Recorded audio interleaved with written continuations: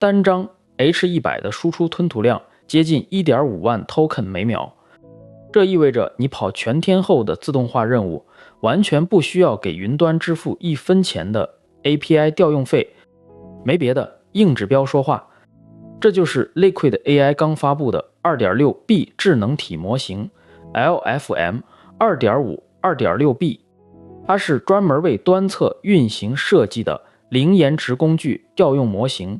如果你一直关注本频道，会记得2025年10月之前聊过大模型瘦身，那会儿核心还是怎么把大模型塞进手机。这次的 LFM 2.5 2.6B 直接跨过了运行阶段，进入了主动调用工具的智能体时代。为什么不用 Transformer 全家桶？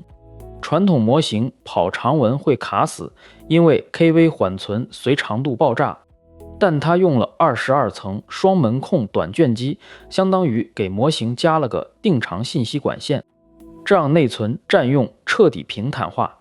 那这模型全靠卷机吗？并没有，它留了8层 GQA 处理长程依赖，卷机管短程逻辑， GQA 管 128K 的长窗口。这种干湿分离就是它跑稳长程推理的关键。这种机制的缺失，导致许多小模型即便做了 SFT 仍显得后劲不足。Liquid 这次搞了4阶段训练，特别是专门的智能体 RL 强化，这让它在本地环境里也能保持极高的工具调用准确率。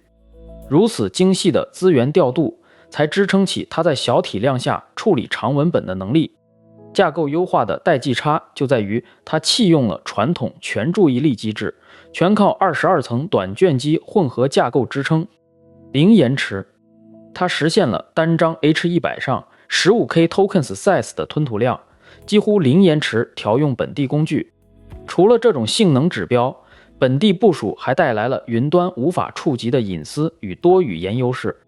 很多人的手机或本地设备总卡在内存爆炸或长文回复断连上，而它在本地运行的稳定性与逻辑表现彻底解决了这些痛点。既然解决了工程痛点，它是否意味着在所有任务中已趋于完美？有的。